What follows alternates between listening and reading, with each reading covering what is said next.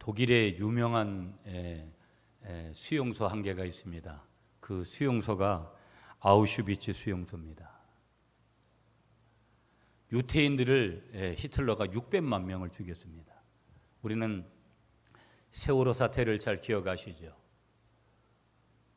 100명만 죽어도 200명만 죽어도 수많은 일들이 국가적으로 이렇게 뒤벼지는 그런 일들이 우리의 삶에 있는데 600만이 죽었다라는 것은 상상조차도 할 수 없는 겁니다. 독일의 이 아우슈비츠 수용소는 수많은 유대인들이 학살당했던 그런 수용소입니다. 그 참혹한 그 수용소에서 유대인들은 눈물을 흘리면서 하나님을 향해 이렇게 외쳤습니다. 하나님, 하나님, 하나님, 지금 어디에 계십니까? 하나님 지금 어디에 계십니까?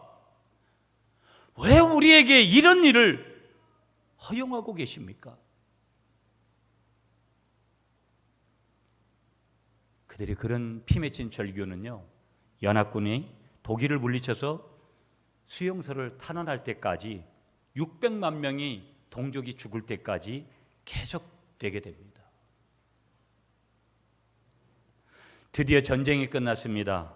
연합군이 탈환한 수용소를 점검하러 들어갔습니다. 점검하러 들어갔던 한 연합군 병사가 한쪽 벽 후미진 곳에 글씨가 써져 있는 것을 발견하게 되어집니다.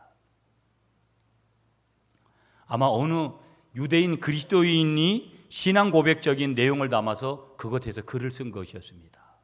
그것에 이런 글귀가 쓰여졌습니다. 여러분이 잘 아시는 찬양이죠, 말 그대로. 그 크신 하나님의 사랑 말로 다 형용 못하네. 하늘을 두루마리 삼고 바다를 먹물 삼아도 한없는 하나님의 사랑 다 기록할 수 없겠네. 이 찬양 그대로의 그 글귀가 거기에 한 후미진 그런 한쪽 벽에 어느 한 유대인 그리스도인이 한 글귀를 남긴 거예요. 그 크신 하나님의 사랑 말로 다 형용 못하네. 하늘을 두루마리 삼고 바다를 먹물 삼아도 한없는 하나님의 사랑 다 기록할 수 없겠네. 여러분, 인간적으로 한번 생각해 보세요. 수용소에서 오늘 죽을지 내일 죽을지 모르는 인생이 하나님을 향해서 과연 이렇게, 오늘 내가 이와 같은 처지에 놓여졌다면 내가 하나님을 향해서 이런 찬양을 부를 수 있을까요? 목사인 저도, 말씀을 준비한 저도 그렇게 할 수 있다고 말할 수가 없네요. 그런데 이 유대인 그리스도인은 이렇게 기록을 한 거예요. 이 지옥 같은 수용소 생활에서 죽음만을 기다리고 있던 한 유대인이 하나님의 사랑을 찬양하고 있다니, 이 연합군 한 병사가, 이 글씨를 발견한 병사가 너무 감탄을 하고 감동을 한 거예요. 그 연합군 군사는 놀라지 않을 수가 없었던 것이죠. 그런데 놀라운 사실 하나를 이 한 병사가 다시 발견하는데요, 그 밑에 그 크신 하나님의 사랑 말로 다 형용 못하네. 하늘을 두루마리 삼고 바다를 먹물 삼아도 한없는 하나님의 사랑 다 기록할 수 없겠네. 그렇게 기록되어진 그 글귀 밑에 또 하나의 문장이 눈에 띄어졌습니다. 그 문장은 이런 거였습니다. 하나님은 여기에 계십니다. 하나님은 여기에 계십니다. 여러분, 오늘 이 아우슈비츠 수용소에서 오늘 죽을지 내일 죽을지 모르는 이 한 그리스도인이 하나님의 사랑을 노래하는 것도 대단한 것인데, 거기에 하나를 더 추가했습니다. 하나님은 여기에 계십니다. 수많은 물음표를 던져요. 우리는 아니, 하나님이 거기에 계시는데 하나님의 자녀들을 하나님이 그렇게 사랑하신다고 하시면서 그렇게 죽어가는 그들을 내려버릴 수 있는 것인가? 그런 하나님이라면 나는 도저히 믿을 수가 없다고 우리는 분노하고 우리는 다른 생각으로 그렇게 얼마든지 나아갈 수 있습니다. 그러나 이 그리스도인은 하나님은 여기에 계십니다. 그렇게 고백을 했는 거예요. 우리는 예수를 믿는 사람이고 우리를 그리스도인이라 그럽니다, 여러분. 그리스도인으로 살아가면서 우리에게도 두려움이 생깁니다. 어려움이 옵니다. 우리가 두려움이 생기거나 강한 반대의 누군가에게 부딪히거나 좌절감이 오거나 패배감을 느낄 때, 심지어는 우리가 절망감, 그 절망이라는 것이 우리를 휘감고 우리를 완전히 우리의 삶을 넘어뜨리려고 할 때에 하나님이 지키고 하나님이 지켜보고 계신다는 믿음으로 세상을 저와 여러분들이 이겨야 될 줄 믿습니다. 오늘 이 아우슈비츠 수용소에서 오늘 죽을지 내일 죽을지 모르는 그 사람도 하나님의 사랑을 기록하고 하나님이 여기 계신다고 고백하듯이 오늘 저와 여러분의 삶에 어떤 어려움이 다가왔을지라도 하나님이 지켜보고 계신다는 믿음으로 이 험한 세상을 이기고 나아가시는 여러분들이 다 되시길 간절히 축복하겠습니다. 여러분, 삶을 살아가면은요, 사랑하는 사람의 눈길은 항상 사랑하는 이의 뒤를 쫓아갑니다. 내가 아내를 사랑하기 때문에, 남편을 사랑하기 때문에, 부모는 자식을 사랑하기 때문에 일거수일투족을 우리가 감시하는 것이 아니라 그들을 사랑하기 때문에 지금 어디에서 무엇을 하든지 관심을 가집니다. 동일합니다, 여러분. 하나님은 늘 우리를 지켜보고 계시는 줄 믿습니다. 그렇기 때문에 우리는 어떻게 살아야 되는 거예요? 말씀대로 살아야 되고 하나님의 뜻대로 살아야 되는 그런 이유들이, 때로는 절망 가운데, 아픔 가운데, 고난 가운데에서도 우리가 인내하고 참고 견디고 모든 것들을 할 수 있다라는 긍정적인 마음을 갖고 나아갈 수 있는 유일한 근거는 하나님이 거기에 함께 계시기 때문인 줄 믿습니다. 그리고 우리의 삶에 함께 하시는 하나님을 오늘 이 아침에도 고백하시는 여러분이 되시기를 간절히 축복하겠습니다. 여러분, 참된 믿음이라는 게 뭘까? 오늘 우리에게 주어진 참된 믿음이라는 것은 히브리서 11장의 말씀대로 하면 보이지 않는 것을 실제로 보는 사실로 인정하고 고백하는 것이 참된 믿음인 줄 믿습니다. 아멘이시죠? 그러나 반대로 거짓된 믿음이라는 것이 무엇이냐? 거짓된 믿음이 예배를 안 드리고 기도를 안 하고 찬양을 안 하고 뭐 이런 것들이 될 수 있는 것이냐? 그런 것도 될 수 있지만 거짓된 믿음이라는 거, 의심이 많은 믿음이라는 것은 수시로 확인하려고 하는 거예요. 직접 보려는데 모든 목적을 둡니다. 그래서 여러분, 우리가 은사를 구해도 예언의 은사보다는 신유의 은사나 이런 것들을 구하라고 말씀하는 이유가 그런 거예요.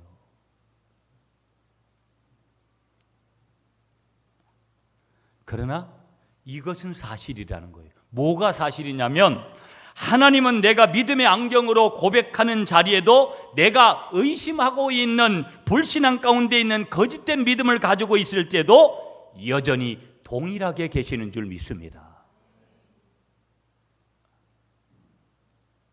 무소부재하신 하나님, 오늘 이 구미 갈릴리 교회에서 예배드리는 이 장소에 오신 하나님, 오늘 여러분의 가정에도 함께 계시는 하나님, 또 주위에 있는 주님의 몸된 교회, 모든 교회에 함께 하시는 하나님, 그분이 무소부재하신 전지전능하신 하나님이신 줄 믿으시는 여러분이 되시기를 간절히 축복하겠습니다. 그 하나님이 지금 어디에 계시냐면 내 앞에 계신 줄 믿습니다. 더 정확하게 말씀드리면, 교리적으로 말씀드리면 예수님은, 주님은 어디에 계시냐? 내 안에 계신 줄 믿습니다. 이게 기독교가 가지는 교리예요. 신이 내 안에 오신 종교가 기독교입니다. 머리로 믿으면 황당해가지고 도저히 받아들일 수가 없습니다. 그러나 성령을 받고 내가 성령 충만하면 내 안에 예수 그리스도께서, 내 안에 하나님께서, 내 안에 성령님께서 와 계신 것을 반드시 믿음으로 고백하게 되고 알게 되는 줄 믿습니다. 내 안에 계시는 예수님, 주님. 그런데 그 주님은 내 안에만 계시는 것이 아니라 내 주위에, 내 앞에도 여전히 서서 나를 살피시고 계시는 줄 다시 한번 믿으시는 여러분이 되시기를 축복하겠습니다. 본문으로 가볼게요, 여러분. 본문의 내용에 중요한 사실 하나는 뭐냐면 오늘 핵심 주제 하나가 뭐냐? 주님, 내가 죽게 되었습니다. 다윗의 고백이 이런 거예요. 오늘 여러분 우리가 읽은 시편 50편의 표제로 되어 있는 여러분 성경을 보시면 이렇게 되어 있어요. 사울이 사람을 보내어 다윗을 죽이려고 그 집을 지킨 때에 쓴 것이다. 다윗이 지금 사울에게 죽게 생겼어요. 그때 쓴 성경 말씀이 오늘 본문이라 이 말이에요. 오늘 이 본문을 이해하려면 역사적인 배경을 조금 알려면 우리는 어디로 가야 되냐면 구약 성경 사무엘상 19장을 읽어볼 필요가 있어요. 나중에 여러분이 집에 가셔서 한번 읽어보세요. 사무엘상 19장에 가보면 사울은 끊임없이 오늘 본문과 같이 다윗을 죽이려고 사람들을 보내지만 사울의 딸이 누구냐면 다윗의 아내인 미갈입니다. 사울의 딸이면서 다윗의 아내였던 미갈이 지혜를 써가지고 그때마다 어떻게 하냐면 다윗을 창문으로 달아내려서 도망가게 하고 우상을 가져다가 다윗의 침상에 눕히고 염소털로 된 가발을 머리에 씌워서 그래서 다윗이 죽음을 모면하도록 그런 지혜를 씁니다. 사무엘상 19장에 가서 나중에 한번 읽어보세요. 종교개혁가인 칼빈은 이 본문을 이렇게 해석을 합니다. 그때 이 미갈의 공교한 생각과 계책에 의해서 다윗이 건짐을 받았습니다. 그러나 이 말이 중요해요. 그 이면에는 하나님께서 그를 보호하시는 기묘한 역사가 계셨기 때문입니다. 앞으로 넘어져도 머리가 깨져가지고 어떻게 된다. 접신물에도 어떻게 된다. 사람이 운이 나쁘면 세상 사람들은 어떻게 된다 이런 얘기를 하거든요. 그러나 기독교는 복음은 하나님 앞에서는 뭐냐면 우리가 다 사람이 있어도 그것에 누가 간섭하시느냐? 우리 주님께서 간섭을 하시는 줄 믿습니다. 미갈이 다윗을 피하게 만들었지만 하나님이 미갈에게 지혜를 주고 하나님이 미갈을 동원해 주셔서 다윗을 살리신 줄 믿습니다. 이건 아무나 깨닫는 게 아니에요. 이걸 체험하면 내 방식대로 살지를 않아요. 내가 정말 유대인 아우슈비츠에서 한 유대인이 하나님을 고백하듯이 하나님의 사랑을 그렇게 고백하듯이 하나님은 여기에 계시다고 그렇게 고백하듯이 이런 사람은 그런 고백을 해요. 아멘이시죠, 여러분? 오늘 본문 보세요. 1절부터 4절까지는 다윗이 탄원하는 거예요. 하나님 앞에 딱 마음을 괴로움을 토로하는 거예요. 1절에 보세요. 나의 하나님이여 나의 원수에게서 나를 건지시고 일어나 치려는 자에게서 나를 높이 드소서. 다윗이 그렇게 하나님 앞에 기도하면서 원합니다. 다윗은 지금 곧 죽게 될 형편이 있으면서 하나님을 바라보면서 지금 뭐 하고 있느냐? 기도하고 있습니다. 부르짖고 있습니다. 여기 4절을 한번 보세요. 뭐라고 지금 다윗이 말하고 있습니까? 여러분 4절 한번 여러분이 읽어주세요. 시작.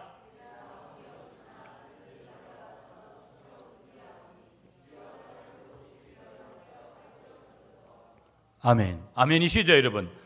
다윗은 정말 지금 다급한 상황과 처지에 있을 때 하나님을 깨웁니다. 여러분, 오늘 우리가 다급할 때 주님을 찾아야 될 줄 믿습니다. 실력 있고 돈 있고 나를 여기서 건지실 사람 찾지 마시고 주님을 찾으시는 여러분이 되시기를 다시 한번 간절히 축복하겠습니다. 다윗은 지금 주님을 찾은 거예요. 주님을 찾는 거예요. 정말 다급한 처지로 주님을 찾는 거예요. 여러분, 다윗만 그랬겠어요? 예수님의 제자들도 갈릴리 바다를 건너갑니다, 여러분. 그 갈릴리 바다를 건너가다가 뜻하지 않은 뭐를 만나느냐? 잘 아시는 대로 풍랑을 만나게 되어집니다. 자신의 힘으로, 자신의 경험이나 기술로 도저히 어떻게 할 수 없는 한계에 그들이 이르게 되어집니다. 그때 그들은 어떻게 했느냐? 다른 거 하지 않았습니다. 주님을 깨웠습니다. 왜? 주님이 옆에 계셨기 때문에. 그들이 이렇게 고백합니다. 선생님, 선생님, 우리가 죽게 되었습니다. 선생님, 선생님, 우리가 죽게 되었습니다.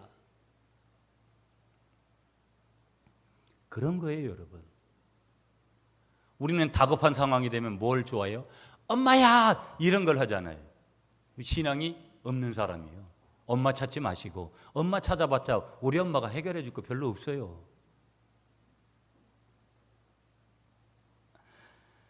다급한 상황 속에서, 다급한 상황 가운데서 주님께 부르짖는 기도에 서식어가 붙을 수도 없는 거예요. 전능하신 아버지 하나님, 이런 게 붙을 수가 없는 거예요. 아버지! 어린애가 다급해 보세요.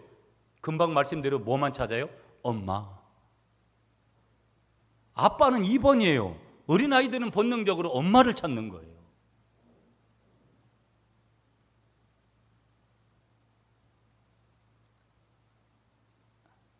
주님, 우리가 죽게 되었습니다. 주님, 우리가 죽게 되었습니다. 이것은 인간이 외칠 수 있는 가장 절망적인 절규라 이 말이에요.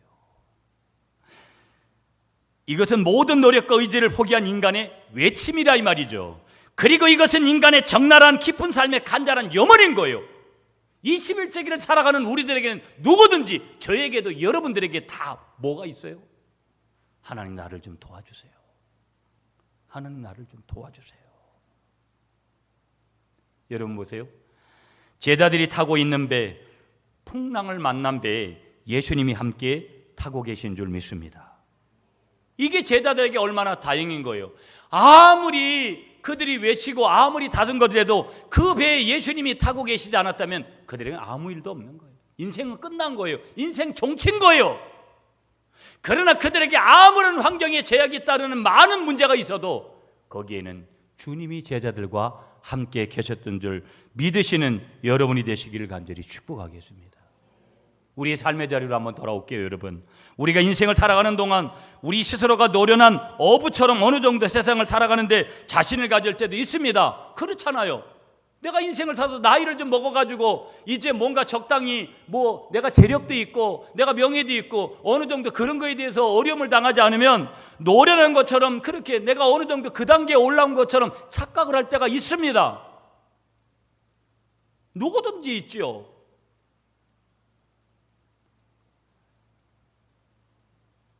그런데 보세요. 그래서 문제가 생기면 과거의 경험, 기술 이런 것들로 통해 가지고 어떻게 노력을 한번 해보려고 합니다. 문제는 뭐냐? 거기서 문제가 해결이 되면 괜찮은 거예요.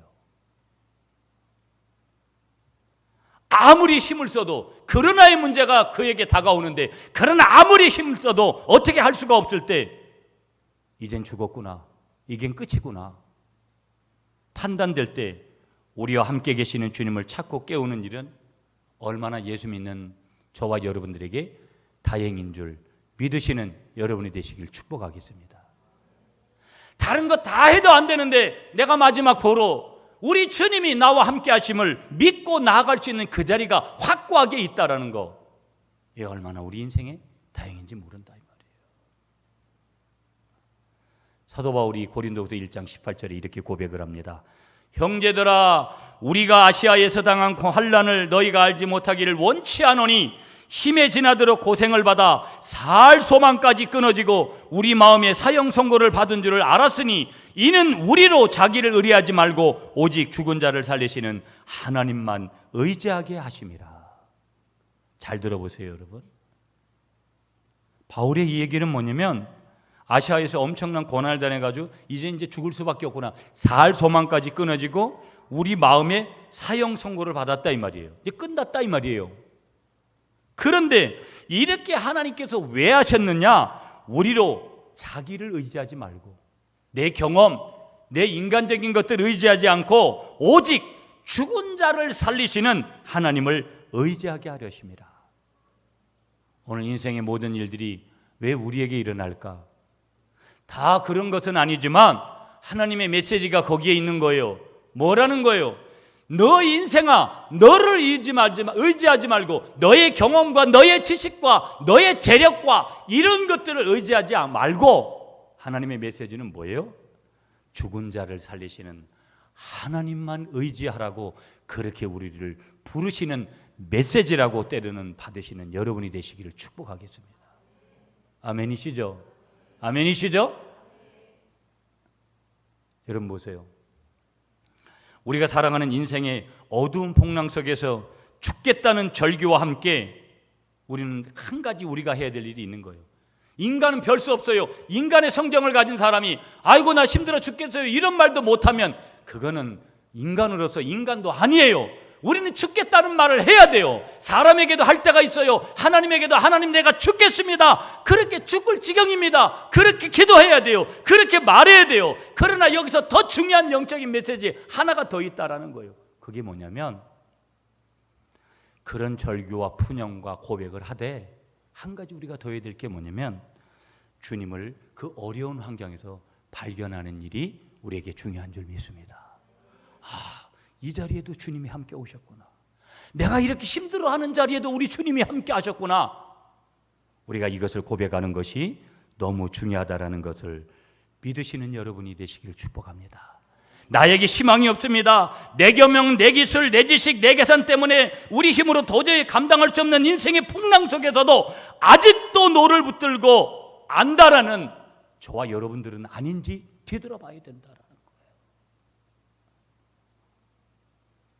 중요한 사실 한 가지. 그럴 때도 우리 주님은 우리 인생의 고물에 계시더라는 게 고물. 이 고물이라는 표현을 여러분 아세요? 저는 강화도에서 자랄 때 저희 집이 제가 어릴 때부터 배를 했어요. 저희 집이 처음에 제가 어릴 때는 늘 고사를 지냈어요. 여러분 나무 꽂고 대나무 꽂고 바닷가 가면 굉장히 많잖아요. 저희 집에도 저희 어머님이 먼저 저희 할머니 예수 믿고 저희 어머니 예수 믿고 저희 아버지는 다 죽을 뻔해서 대구에 있는 현신의 권사님한테 기도를 받고 나으시고 예수를 믿게 됐는데 그 전까지는 늘 대나무예요. 시루에다가 늘 그래서 고사를 지내고 이랬다고요. 그런데 저도 이제 어릴 때 고등학교 때까지는 강화도에 있었으니까 늘 낚시를 가고 이러면은 항상 저희 아버님하고 둘이 낚시를 가면 그런 거예요. 뒤에 아버님이 타시고 제가 앞에 있거나 뭐를 이렇게 닷을 내리거나 뭐를 이렇게 해야 되잖아요. 그러면 이물에 해라 고물에 해라 이런 표현을 해요. 이물에 해라 고물에 해라는 표현을 처음엔 잘 몰랐죠. 근데 이 표현이 뭐냐면 고물은 어디 쪽이냐면 배 앞쪽을 얘기하는 거예요. 그러니까 앞쪽에 누가 계시느냐? 예수님이 계신 거예요.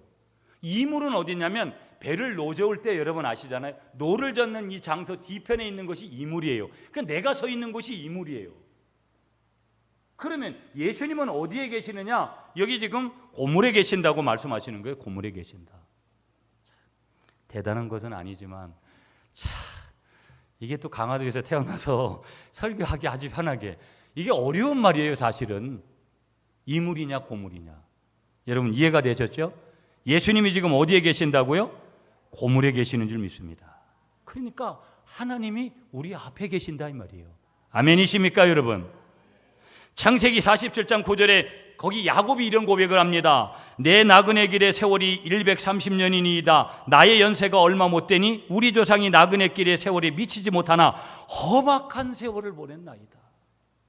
여러분 100세 시대에 100세까지 살면 뭐 하겠어요? 매일 험악한 세월만 보내고 상처난 그런 인생의 길을 100년 살았다면 그 인생이 뭐 그렇게 대단한 거예요? 야곱이 이런 고백을 하는 거예요. 야곱의 이 고백은요 어쩌면 우리 모두의 고백일 거예요. 상처 안 받고 살아가는 사람이 어디 있어요? 지금도 여전히 그 수많은 상처 때문에 목 놓아 울고 있는 인생들이 얼마나 많은지 몰라요. 학벌 때문에 비교당하고 직장 생활에서 가정 생활에서 돈 때문에 건강 때문에 여러 가지 문제 때문에 험악한 세월을 살았습니다. 우리가 살아가는 이 세상에 풍랑이 없고 우리가 살아가는 이 세상에 고생이 없고 우리가 살아가는 이 세상에 수고가 없는 때가 언제냐라는 거예요. 늘 수고하고 늘 고생하고 늘 우리의 인생 속에 자식에 대한 풍랑 또 돈에 대한 풍랑 신앙에 대한 풍랑 여러 가지 풍랑이 내 마음을 찢고 할 때가 얼마나 많은지 모른다라는 거예요. 말씀을 전하고 있는 저에게도 똑같은 거예요. 문제는 뭐냐면 여러분 이 고난의 풍랑 속에서도 주님이 우리와 함께 계신다는 사실을 믿는 믿음인 줄 믿습니다. 하나님이 우리 앞에 계신 줄 믿습니다. 우리는 하나님을 발견하지 못해서 겁내고 두려워하고 염려하고 고민하고 절망합니다. 다윗은 믿음의 사람이었습니다. 그러므로 그가 비록 사망의 엄침한 골짜기로 다닐 때에도 해를 두려워하지 않았습니다. 이유가 뭐냐? 한 가지였습니다. 그 까닭은, 한번 따라하겠습니다. 그 까닭은 주께서 그와 함께 하심을 믿었기 때문이다. 내가 힘들어하질 이유는, 한번 따라하세요. 내가 힘들어하지 않을 이유는 주님이 나와 함께 하시기 때문입니다. 아멘이시죠, 여러분? 여러분 잘 보세요. 저나 여러분이 지금 타고 계시는 인생의 배가, 그 배라는 것이 제가 볼 때는 여러분의 배가 어떤 형편인지 잘 모릅니다. 여러분이 제가 타고 있는 인생의 배에 대해서 제 인생의 배가 어떤 형편인지 잘 모릅니다. 그러나 저나 여러분이 타고 있는 배, 저나 여러분이 당하고 있는 인생의 풍랑이 어느 정도에 있는지 잘 모릅니다. 그러나 중요한 것은 분명히 말씀드릴 수 있는 오늘 메시지 한 가지는 뭐냐? 우리 앞에 계신 주님을 깨워야 된다라는 사실 앞에 저와 여러분들이 서 있다라는 것입니다. 주님 주무십니까? 내가 죽게 되었습니다. 주님, 내가 죽게 되었습니다. 주님을 향해서 뭐 하라는 거예요? 부르짖으라는 거예요. 이 죽을 인생들이 많은데 여기 보면 말이죠, 왜 주님을 안 부르세요? 쓸데없는 주를 부르지 마시고 주님을 부르시는 여러분이 되시기를 축복하겠습니다. 영적인 원리가 있다 이 말이에요. 여러분, 사람이 할 일이 있다 이 말이에요. 내가 예수 믿으면 무조건 모든 것들이 이루어지는 것이 아니라는 거예요. 내가 할 일이 있다라는 거예요. 내가 뭘 해야 되느냐? 하나님의 뜻대로 살고 하나님의 목적대로 살고 하나님의 의도대로 살고 내가 예수 방향으로 가려고 몸부림치고, 이건 누가 할 일이라는 거예요? 내가 할 일이라는 거예요. 많은 사람들이 이렇게는 안 살고 싶은 거예요. 그래놓고 하나님이 무언가 나에게 축복을 주기를 원하는 거예요. No, 하나님은 그런 분 아니에요. 영적인 원리를 이해하시기 바랍니다. 먼저는 뭐 해야 돼요? 먼저는 뭐 하라는 거예요? 주님 앞에 외치라는 거예요. 주님 주무십니까? 주님 뭐 하십니까? 주님 내가 죽게 되었습니다. 있는 사실 그대로 알으시라는 거예요. 주님, 내가 주님의 뜻대로 주님의 의도대로 목적대로 예수 방향으로 살겠습니다. 주님 나를 도와주십시오. 예레미야 33장 3절에 너는 내게 부르짖으라 내가 내게 응답하겠고 내가 알지 못하는 크고 비밀한 일을 내게 보이리라. 큰 일을 보여주시는 하나님, 나에게도 그 큰 일을 보여주십시오. 심신이 지쳐 있을 때, 어려운 일을 만났을 때 그렇게 고백하시는 여러분들이 되시기를 간절히 축복하겠습니다. 여행을 하던 사람이 한 마을에 이르러 가지고 발을 멈추고 그 마을 사람을 만나서 그에게 이렇게 물었어요. 여러분, 여기는 어디입니까? 그렇게 물으니까 마을 사람이 하는 말이 이런 대답이었어요. 선생, 여기는 세계 어느 곳으로 갈 수 있는 출발점이요, 여기서부터 출발해서 어디든지 갈 수가 있습니다. 그렇게 얘기를 해줬다라는 거예요. 그런 거예요, 여러분. 무슨 얘기냐면 어디서든지 우리가 있는 곳이 뭐라는 거예요? 출발점이라는 거예요. 내가 여기 오늘 나오기까지 실패하고 절망하고 어렵고 힘들어도 내가 다시 일어날 수 있는 출발점은 어디라는 거예요? 지금 오늘 이 시간인 줄 믿습니다. 남이 나를 뭐라고 험하게 헐뜯고 뭐라고 나를 평가하던 상관없이 내가 다시 일어날 수 있는 출발점은 바로 여기인 줄 믿으시는 여러분들이 되시기를 간절히 축복하겠습니다. 성경은, 기독교는, 주님은, 복음은 뭘 말씀하시느냐? 우리가 캄캄할 때, 절망적일 때 곧 새 일을 시작할 때인 줄 믿습니다. 오늘 여러분 결론적으로 나아가는 말씀이 오늘 본문 10절이에요. 10절 말씀 여러분이 한번 읽어주십시오. 시작.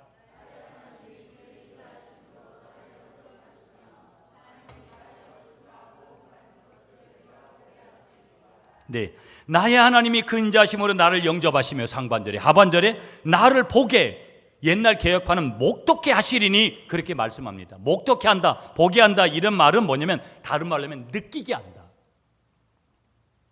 하나님이 나에게 내 앞에 계셔서 나를 이끌고 가시는 것을 느끼게 하시는 거예요. 여러분, 오늘 아무리 하나님을 믿으면 이런 역사가 입니다, 이런 축복을 받습니다 외쳐도 오늘 그 느낌이 나에게 반드시 와야 될 줄 믿습니다. 이 굉장히 중요한 거예요. 그런데 그 느낌을 주님께서 약속하시는 거예요. 지금 하나님은 어디에 계시는가? 제가 오늘 설교 제목을 이렇게 정했어요. 지금 하나님은 어디에 계시는가?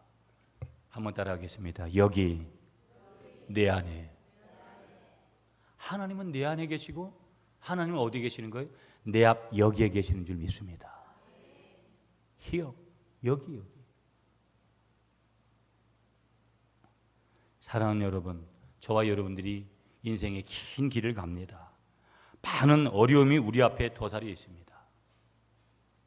우리 앞에 이런 문제가 있을 때마다 다윗처럼 저와 여러분들이 선포해야 될 줄 믿습니다. 하나님의 도우심을 믿는 한 인생의 적을 두려워하지 않아도 된다라는 것. 왜요? 하나님이 우리 앞에 계시기 때문인 줄 믿습니다. 지금 오늘 말씀의 제목대로 하나님은 어디에 계십니까? 이 나의 질문에 주님이 오늘 답을 주셨습니다. 너희 앞에 계신다고, 우리 앞에 계신다고, 나의 앞에 계신다고 주님이 답을 주십니다. 하나님이 어디 계십니까, 목사님? 서론에 말씀드렸습니다. 예수를 믿는 그 순간 내 안에 계시는 줄 믿습니다. 하나님이 느껴지지를 않아요. 목사님, 하나님이 어디 있습니까? 저희 대답이 아니라 주님의 대답은 네 앞에 있다, 너의 앞에 있다, 너와 함께 하신다. 그분이 주님인 줄 믿으시는 여러분이 되시기를 간절히 축복하겠습니다. 여러분, 음악가 핸델을 아시죠? 메시아라는 유명한 대곡을 작곡했잖아요. 반신불수였습니다, 이 핸델은. 그리고 그는 모든 것이 경제가 다 파산되어졌습니다. 산다는 것이 그에게는 거의 불가능할 정도의 그런 지경에 이르게 되어집니다. 거의 절망적인 상태에서 핸델은 불후의 걸작이라는 것, 오라토리오 메시아를 작곡하게 됩니다. 나중에 그는 그의 친구에게 이런 말을 했다는 거예요. 내가 메시아를 작곡할 때 천사들이 노래하는 소리가 들려 그 노래소리를 들으며 작곡했다. 여러분의 삶에도 힘들고 지칠 때 하나님의 천사들이 찾아와서 여러분에게 희망을 노래할 수 있도록 여러분에게 하나님께서 그런 축복을 내려주시기를 간절히 축복하겠습니다.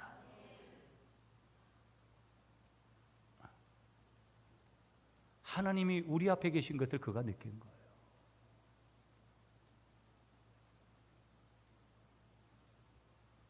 이제 말씀을 정리할게요, 여러분.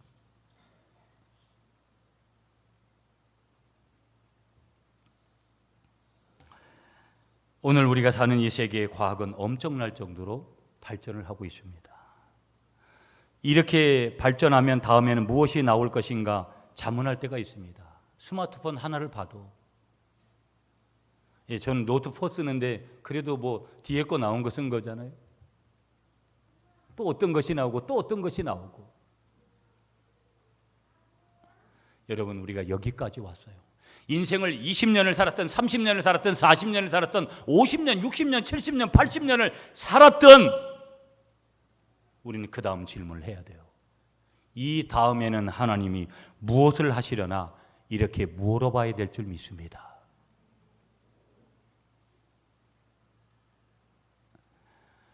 여러분, 저도 마찬가지인 거예요. 요즘 제가 가는 길에 하나님이 어떻게 나를 이끌어 가실 건가? 중요한 것은 하나님이 나에게 반드시 하나님의 뜻대로, 하나님의 좋은 것으로 나에게 채워주실 것이다. 제가 이번 총회에 가서 청주 상당교회 어마어마한 교회예요.